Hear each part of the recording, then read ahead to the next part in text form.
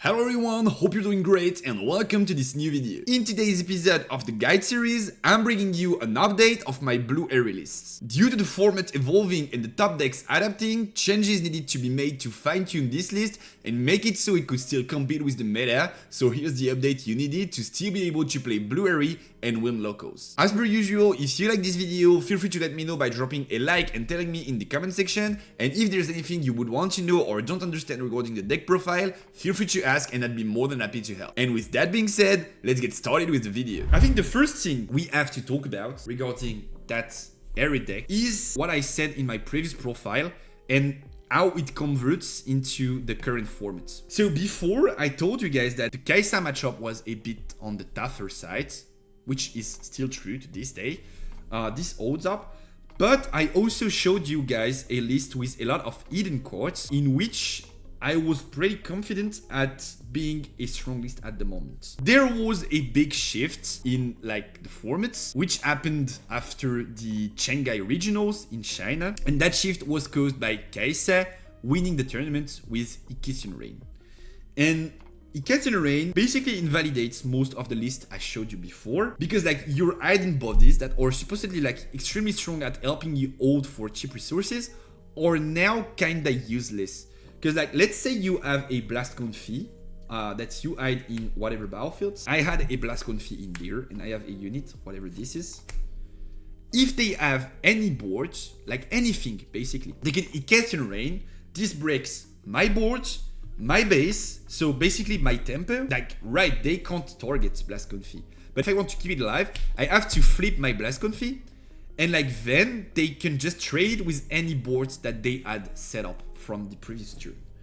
So Katchouze Rain being added to the main decks made this list not unplayable, but pretty tough to perform with, especially into the newer Katchouze lists.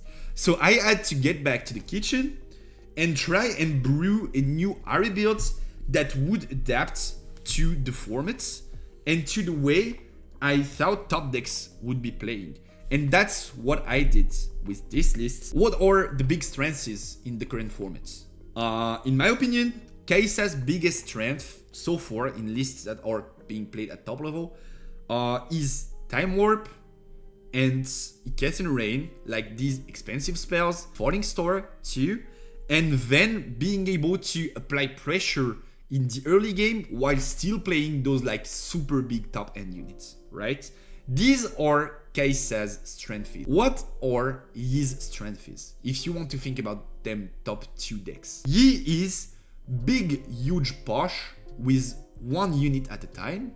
And that kinda works as Katchouze, as I was talking about. They have them big ass units that can make a strong push in the late game. Darius with potentially Cleave, Fox, potentially Mega Mech. So these big bodies. So both these decks, we already spotted a strength in them that we could use or at least try to build around. And then he is also playing them strong spells that you want to be able to play around. They are less expensive than Katchouze, but I'm talking Catalyst, I'm talking Charm, I'm talking Defy. These are spells that you want to be able to play around in most his games. And if you are able to do so, most of the time you are ahead because you are better in the early game, and then you match them because you disable their strong top end tools basically. So I could see while thinking about the formats that there were similarities in Yi and Katchouze that I could probably exploit to try and beat them. And then I looked for okay, I know I want to play around this, but how do I do it? Which cards are going to help me do so? And the card that is completely crazy to me in the current formats, in my opinion, is Windwall. I think Windwall is completely cracked of a card. So I decided that I wanted to focus my deck building on having the possibility to run Windwalls in the main deck and make them as viable as I could. If I'm into Katchouze, I will give them spot in which they want to time warp me, in which they want to rain me, which means having a game plan, right? I'm going to drop too many units on the board, and they know I'm dropping too many units, and they want to use that Katchouze Rain. But what if I have runes open? And what if they Ikasten Rain and I win wall and they just lost the game? Because I have a full board and they skipped their turn. So that was the plan. I could have not played them and just applied the pressure with open runes. But then I felt like it's better to be able to show them like, yeah, I play that card, you have to be wary about it. And also into Yi, there are two strong things. First thing is DeFi is extremely strong into Yi on like Discipline, Charm, Catalyst. And basically Windwall is a bit more expensive of a DeFi, but it's still an extra DeFi, right? And second thing is if you are into Yi or into basically any green matchup and you have Windwall, you are the one holding the DeFi that can't be defied. Because Windwall is 2 power, so they can't defy Windwall. So you know that like you are going to play these like I play a spell, you react, I react, you react chains. You are the one that decides when it stops and when you have advantage, and they can't do anything about it. They can't outplay Windwall. They just get hit with Windwall and they shut their mouth. So this was a card I wanted to focus my entire deck building around. And so far it's been doing wonders for me. This card is extremely good. It's just a bit expensive. So we have to build a deck to enable it. But you will see that starting from that point and like that position of trying to include Windwall to counter them spots, everything is kind of logical. Let's get straight into the deck building as like top plan and then what comes out of it. And you will see that it's getting kind of logical. You guys know me already. I'm a big Blue Ahri fan. I think Blue Ahri has always been stronger than Green Ahri. Green Ahri is a trash unit except from like certain situations.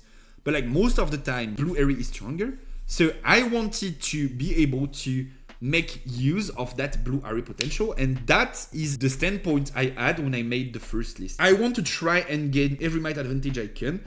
Because like this is 1 might for everyone. Then this is 2 might for a person, whether I'm attacking or defending.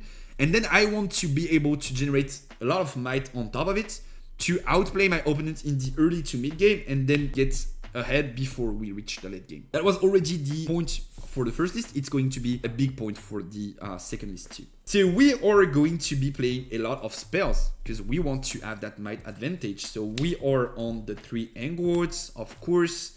We are on the 3 Disciplines, of course. These are the best buffers available right now. We will for sure be on that Feral Strength once it releases in set 2, but like, you get me.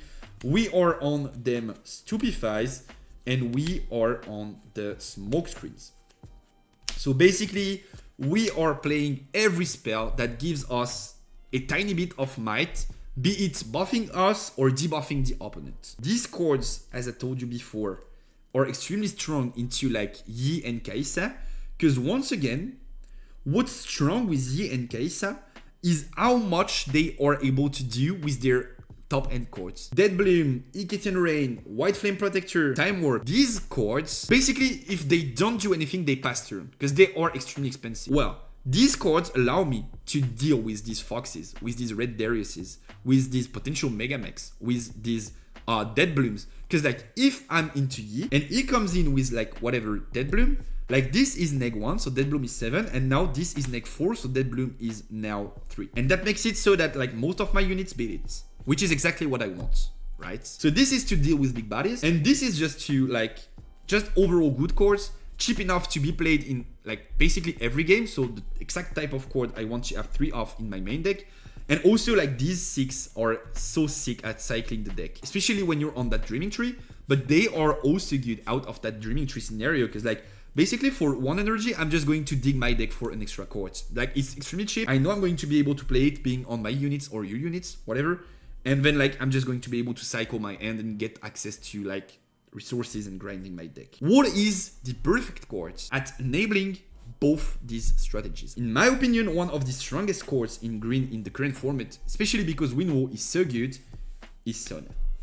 So I am now running 3 Sonas in the main deck as an extremely strong card to bridge both of them strategies, being able to have access to that Windwall basically at any time in the game, and also to them buffs at any time in the game, forcing my opponent to make guesses out of what my end could be, what they have to play around, and also using that concept that I'm talking about a lot, which is like once I have Sona on board, I can fully develop tapping all my runes, and I will forever have 4 runes open. And so that makes it like Ahri is kind of Ahri in a way.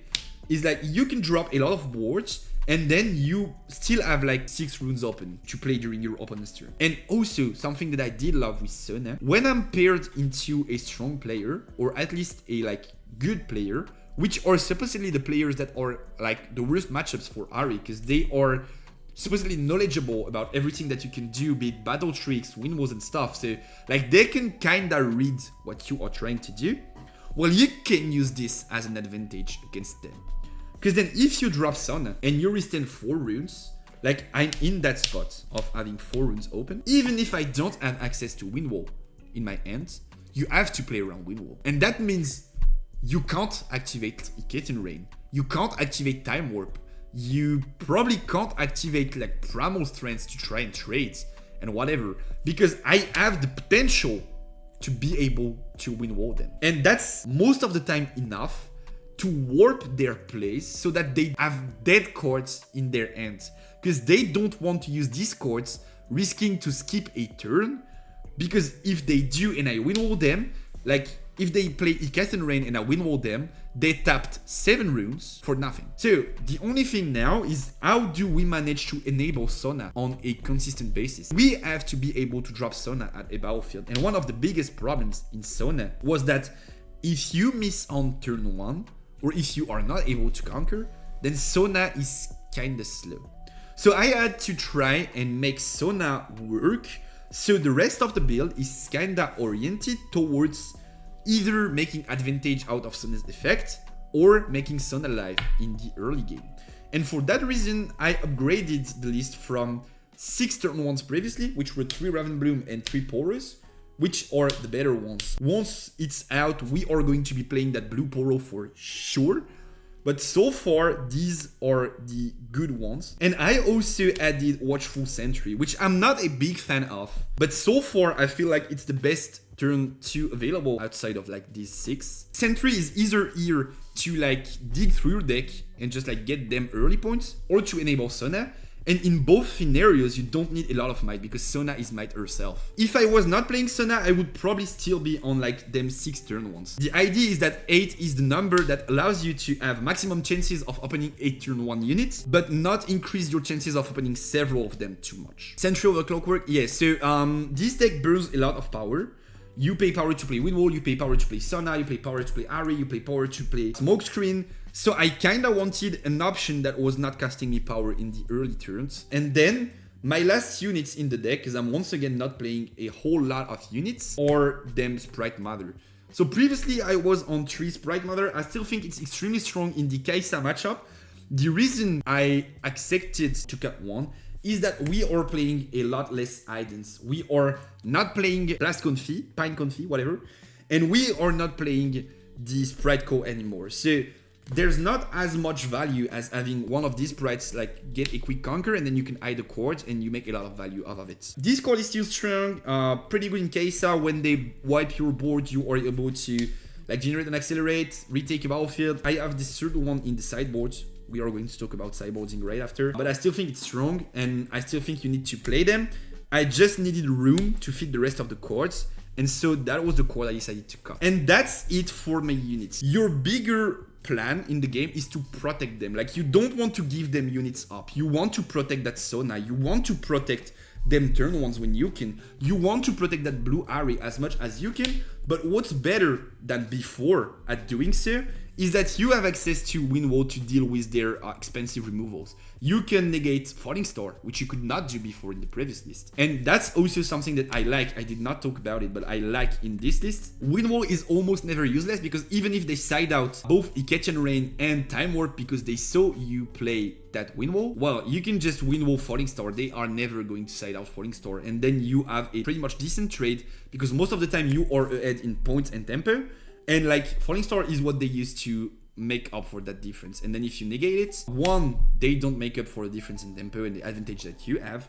And 2, they don't play a chord, because negating a chord with either Windwall or Defy makes it so they did not play it. So that mostly disables Darius, because they are going to use that Falling Star on like 7 runes to make sure they can restand Darius, because you can't negate it theoretically. And then you can just use Wind Wall, and their whole turn sequencing is doomed, basically. And then we have what we could call useful spells in a way. In like DeFi, we play 3 of them, of course. DeFi is such a strong card, and like that makes it like 5 DeFis Wind Wall. So like they are even better when they stack together. Charms, I play 3 of them now, because sometimes, especially into Yi, it's hard to win going second, because like they get a hold of a specific battlefield, and then like you potentially have a push with like blue Ahri and smokescreen, but if they have DeFi, you are sometimes doomed. So what I like to do with them charms, of course you can use them to reach Katchouze and Darius's in the base and stuff, but like sometimes you can just say, okay,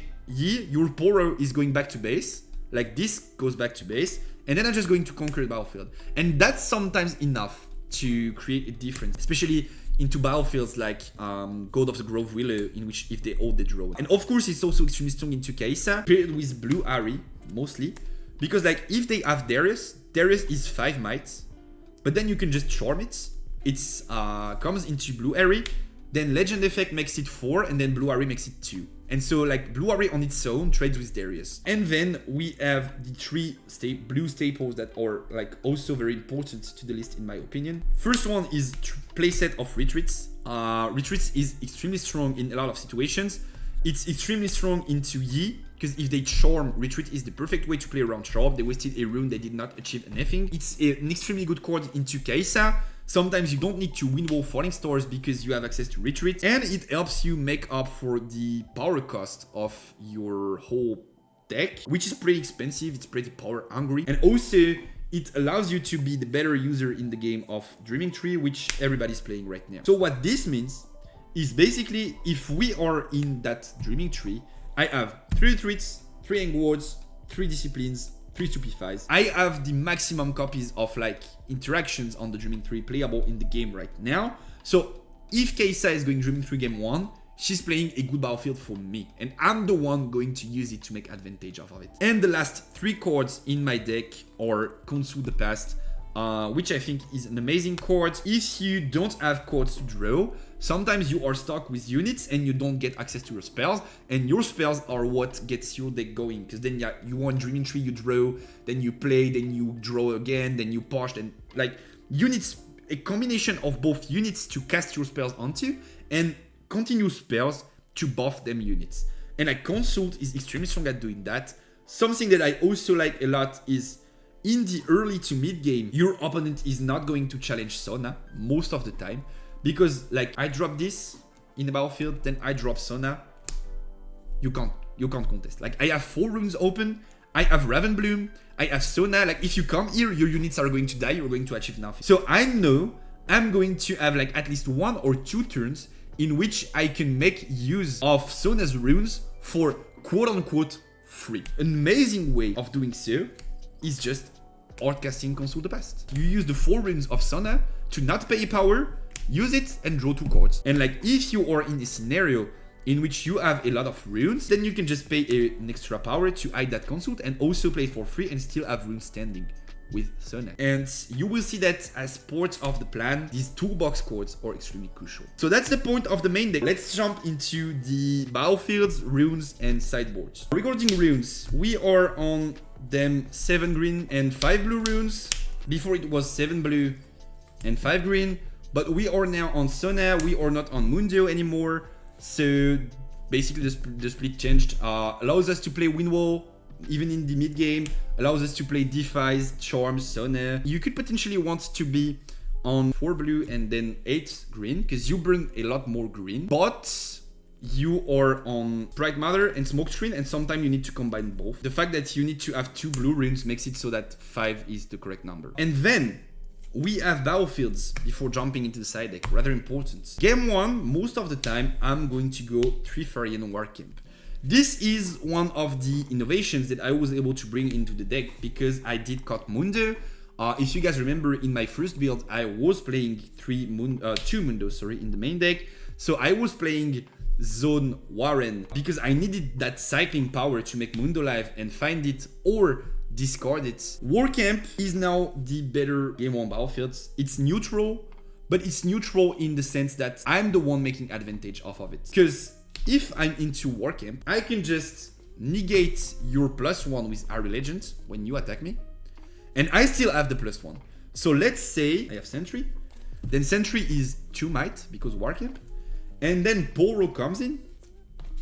Poro is here, Poro comes in. Poro is 3 because Warcamp, but then Ahri makes it 2 again. And so we have that 2 into 2 trade that already forces you to crash resources or use cards from their end. But then if they do so, I'm in a good spot because like I have more spells than they do. So most likely I'm winning that spells battle. Same into Kai'Sa that allows you to like negate their +1, but very interesting.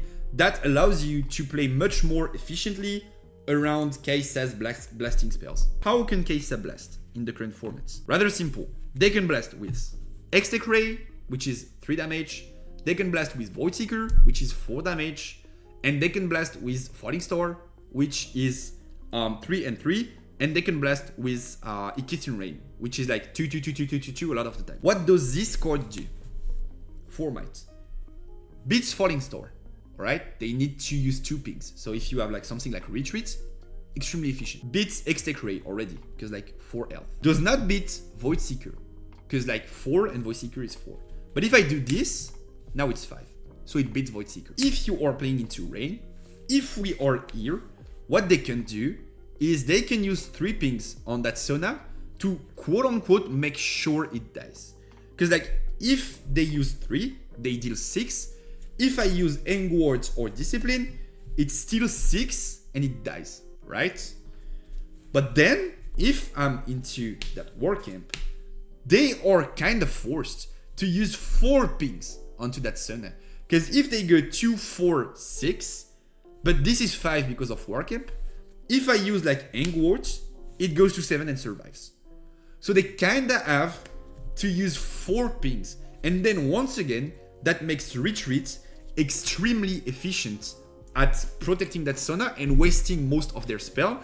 It's almost like a mini Wine Wall in the sense that they wasted about 80% of their Ikithin Rain doing nothing. This also works for the other units in the deck, by the way. So this I already talked about, dealing with turn 1s.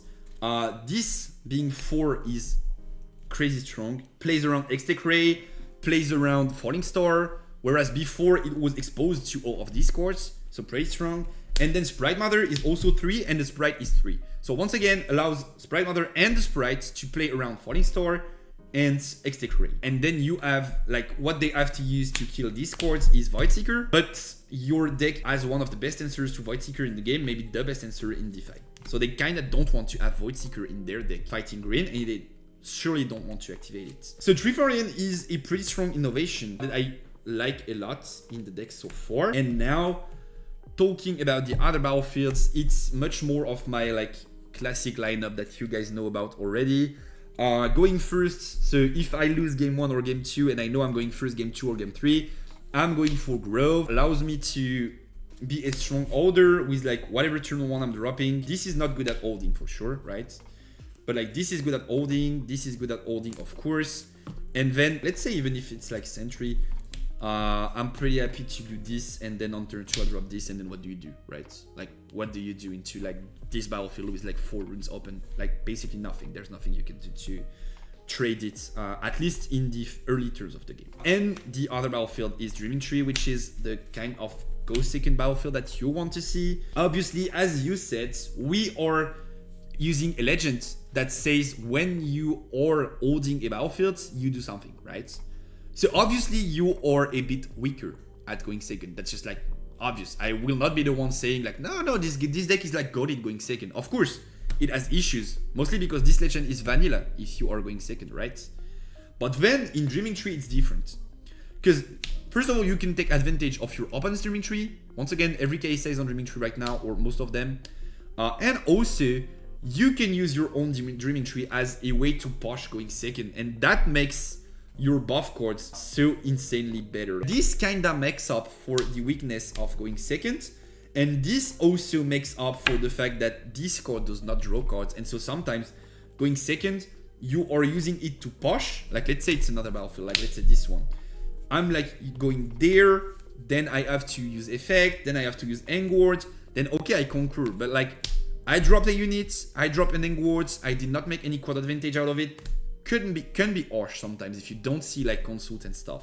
But like, if you are on Dreaming Tree, then it's completely different, because then you can just go like, okay, I push with Ahri, I conquer, I use my Engward, but I cycle, I draw another card, so I still have cards in hand to pressure you during your turn. So that was my battlefield lineup. Only the sideboards is left to talk about. This sometimes is not enough, or like you would want to have more of them to play into them big bodies matchup, namely Set and Yi mostly. Well, how about we do so with the sideboards?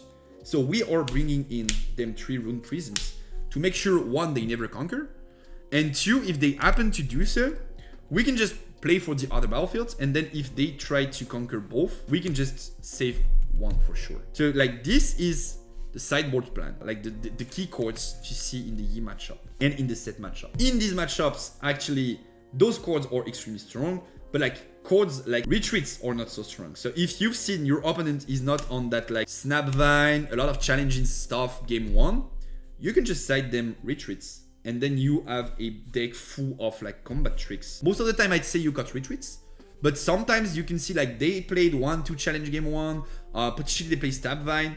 You want them retreats in to make sure you don't get scammed out of tempo. And also, something that you have to be wary about is when going second, because like these decks, both Set and Yi, are tough to face going second, and that's when you bring in that piece of shit that I don't like, but I think it's one of the safest ways to make sure you can still pressure going second. Especially Set, good Set players, after facing this list several times, they tend to like realize that if they just go first and drop everything in the battlefield, you can never retake. And they are kind of right. Like, let's say they go Citria, then on top they play Orange Set, then on top they play Kinku Monk, buff everyone, then on top they play Kiora, buff.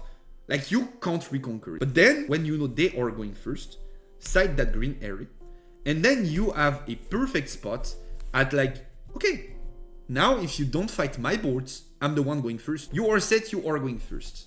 I have Ahri there. Green Ahri in the champion zone instead of blue Ahri post side. He goes there. He has a unit there, whatever, a unit. I go there. He's up a point so far, right? Now, he goes another unit there, because like he realized that stacking is strong into Ahri. And I go Sona there, okay? Now he's like, nah, I don't care about Sona, I'm ahead in points, you will need to come and fight me, so I'm going to keep stacking. And he does this. 3 units, like let's say Citria, then yellow Set, then orange Set, whatever, okay? Then I do this. Game is over. I have 4 runes open, he has nothing set up, and I will score points fight faster than he does, even going second. So they have to, even going first, they have to care about your boards. They have to play around the fact that you are going to be able to establish a winning condition, even going second. And so that's the point in some of these matchups. You have to bring in that green Ahri for that specific reason. I don't like the card, it's too expensive, it's not a good rate for a format card, but that's your only way of applying pressure, so they can't do this, but they have to do something like maybe drop 2 and then have 1 in base, and that's exactly what you are looking for in like trying to charm 1 here, then it dies, and then they are weak and you can push or something like that. So versus Set and Yi, it's good to side out blue Ahri for green exactly when going second. Yep, that's it. That's exactly that. Then we have the Sprite Mother, third one. As I told you before, I'm only playing 2 in the main deck. This is not mandatory. This could potentially be something else. I'd have to think about it. But I really love the card into Kai'Sa. I think it's really strong and important into Kai'Sa. And I could definitely see it being needed as a 3-off in the main deck if Kai'Sa is a bit more represented. Then I'm on to Adaptatron. I think so many decks right now are on gears that are crucial to their game plan that I felt like I needed to bring back Adaptatron to the list. This beats Aurora, of course. It's the strongest card to beat Aurora actually, because like can't get defied, it's not a spell, and also can't get sabotaged out of your hands because it's not a non-unit card, it's a unit actually. And can't get Mind Splittered out of your hand too, because like let's say you are into MF and they play Aurora and they play Mind Splitter, well you just have to drop Adaptatron before they are able to make Aurora live, and there's nothing they can do about it, basically. So you just have like you only play around one battlefields, like this one. Leave the other one unattended in the early game, and then when they drop Aurora, there's nothing there, so they can't bring Dead Bloom in there, they can't bring any Accelerate, whatever you need in there, and then you can just do this, and then you clear the Aurora. It's also good into Darius Hook. Also, something that's funny, when you are into MF, you basically don't have to buff in the mid game. So I'm just going to give you a cool interaction. You don't have to buff in the mid game because they don't play units, right? So you can just stack your buffs. And then when they drop Aurora, if they have a rune open and you Adaptatron to conquer a battlefield, they will probably try to ghost it. Because ghost is target a unit that has 3 or less might at a battlefield, send it back to the end. So you don't conquer, you don't clear Aurora. That's their plan, right? If you play a buff on top of said unit, it goes above that 3 might range, and so it negates quote-unquote ghost. Like ghost does not affect the court. So since you never need to use this in the early game, you can just bait a ghost for free. Like you are getting there, they are ghosting, you go, okay, this, and then they can't ghost anymore. You have to react though. Like you conquer, you pass prio, they ghost, you react, then change resolves upside down. And so like this gets to 5, then ghost resolves, but it's not 3 anymore, so it does not get bounced. So you have many ways to play around MF. Should I side out the 3 Stupefy and 3 Retreat for 3 Rune Prisons and 3 Adaptations? Yeah, that's kind of the plan. So beat Aurora and Hook, beat big bodies, which can sometimes be too much for your buffs, and then specific matchups. You could play third Wind Wall on that spot, but I just feel like most of the time when they've seen Wind Wall game 1/2, they are siding out their big spells, and then the like Wind Wall is kinda decent into Falling Star, but like not broken. Also, these don't stack very well in your end. You want to see 1, but like not 2 or 3 in the game. 2 is sometimes fine in longer games, but like 3 is doomed. That's about it for the deck list, deck profile, whatever you want to call it.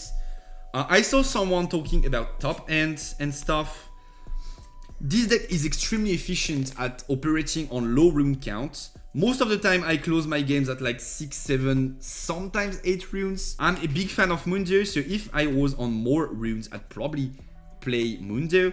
But you will see that you kinda don't need to have like so many runes, because most of the time what you need runes for is play units, then still have runes open to like have those spells available.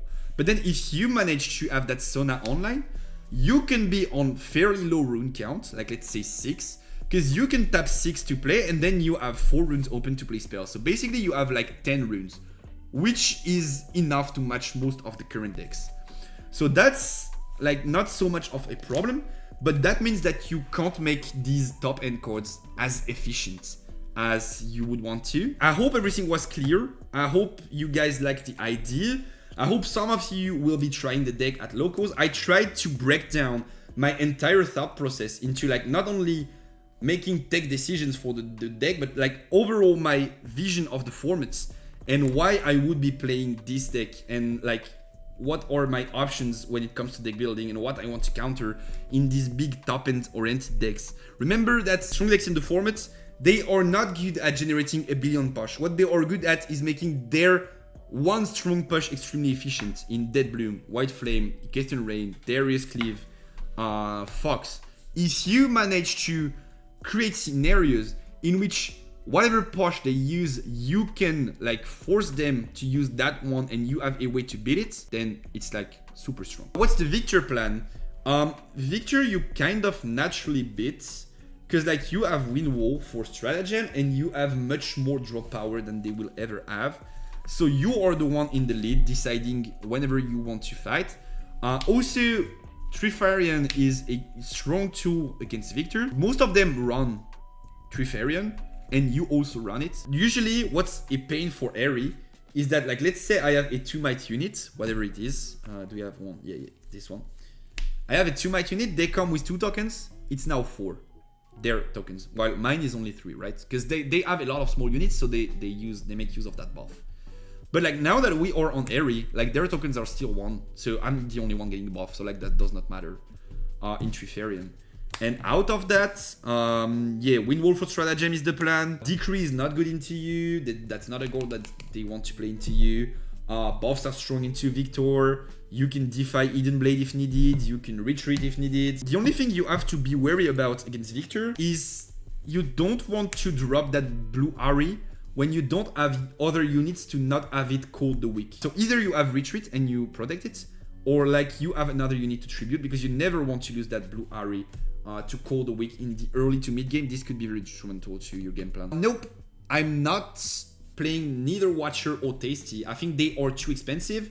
I'd rather play something like Mundo that closes out games than either Watcher or Tasty. What about Find Your Center over Consult? I don't like Find Your Center because like I want to be able to create card advantage. My whole like purpose with this list is I'm playing more cards than you, and after that I still have more cards than you.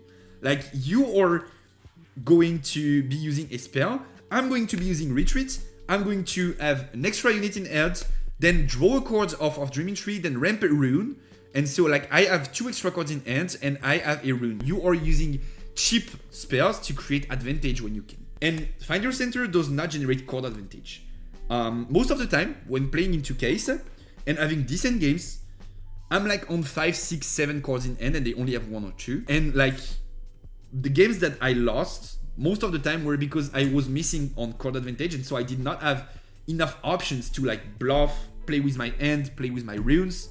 And so it was like not so much of a great spot to be in. So I absolutely think you need Consult to generate more card advantage. You could consider Find Your Center as like maybe 1 Charm and 1 whatever, but I would rather play Consult for sure. Edit ever Rune Prison over 1 Smokescreen? I feel like White Flame can cook you Ords. So I have Rune Prisons in the sideboard, don't get me wrong. The card is strong, right? I have 3 of them exactly for that matchup. I feel like game 1, you can kind of play into Yi confidently, because like you have the wind walls, you have the defies, so you are going to be the one having the more resources to like warp their place. You have resources to play around the charm. They don't have resources to play around your charm except defy, but then you can defy the defy basically. And also you can kind of play around White Flame, because like if they have something in base, either you can charm it or you respect it, and then you just retreat everyone but a Poro or a Ravenbloom or a Sentry, whatever. And then you just reconquer on top, because the units they White Flame, they are like small units like Pit Rookie, Poro, whatever. So you can just like, okay, you kill a unit, it's fine, kill it. Next turn it's like 5 might, whatever. I can just like trade it with whatever and a Smokescreen on top or an Ahri on top. So that's kind of the plan. And I'm not afraid of Dead Bloom, because like if they go Dead Bloom, well, any of these cards combined with this is game over basically. I will most likely be attending Nexus Nights this weekend, and I will try to film it if I can. I'm going to provide gameplay for sure, because I know you guys have been asking for it for some time, so I'm going to provide gameplay.